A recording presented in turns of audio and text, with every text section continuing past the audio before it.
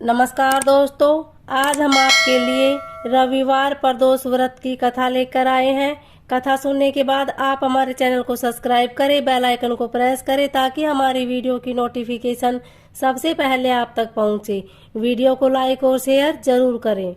रवि प्रदोष कथा। एक गांव में अति दीन ब्राह्मण निवास करता था।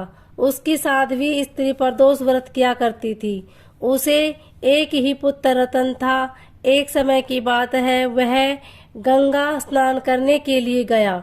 दुर्भाग्यवश मार्ग में चोरों ने उसे घेर लिया और वे कहने लगे कि हम तुम्हें मारेंगे नहीं, तुम अपने पिता के गुप्त धन के बारे में हमें बतला दो। बालक दीन भाव से कहने लगा कि हे बंधुओं, हम अत्यंत दीन दुखी हैं, हमारे पास धन कहाँ है। तब चोरों ने कहा कि तेरे इस पोटली में क्या बंधा है। बालक ने निसंकोच कहा कि मेरी माँ ने मेरे लिए रोटियां दी है।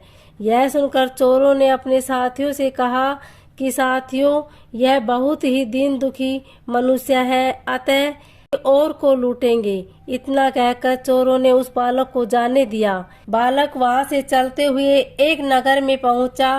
नगर के पास एक बरगद का पेड़ था। वह बालक उसी बरगद के वृक्ष की छाया में सो गया। उसी समय उस नगर के सिपाही चोरों को खोजते हुए उस बरगद के वृक्ष के पास पहुंचे और बालक को चोर समझकर बंदी बना राजा के पास ले गए। राजा ने उसे कारावास में बंद करने का आदेश दिया। ब्राह्मणी का लड़का जब घर नहीं लौटा तब उसे अपने पुत्र की बड़ी चिंता हुई। अगले दिन प्रदोष व्रत था। ब्राह्मणी ने प्रदोष व्रत किया और भगवान शंकर से मन ही मन अपने पुत्र की कुशलता की प्रार्थना करने लगी। भगवान शंकर ने उस ब्राह्मणी की प्रार्थना स्वीकार कर ली। उसी रात भगवान शंकर ने उस राजा को सौंपन में आदेश दिया कि वह बालक चोर नहीं है, उसे प्रातःकाल छोड़ दे, अन्यथा उसका सारा राज्य वैभव नष्ट हो जाएगा। प्रातःकाल राजा ने शिव जी की आज्ञा अनुसार उस बालक को कारावास से मुक्त कर दिया। बालक ने अपनी सारी कहानी राजा को सुनाई। सारा वृत्तांत सुनाकर राजा ने अपने सिपाहियों को उस बालक के घर भेजा और उसके माता पिता को राज दरबार में बुलाया। उसके माता पिता बहुत ही भयभीत थे।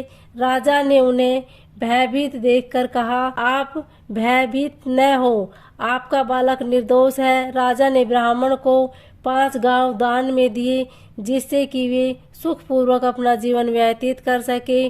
भगवान शिव की कृपा से ब्राह्मण परिवार आनंद से रहने लगा। अतः जो भी मनुष्य रवि प्रदोष व्रत को करता है वह सुखपूर्वक और निरोगी होकर अपना पूर्ण जीवन व्यतीत करता है। ओम नमः शिवाय।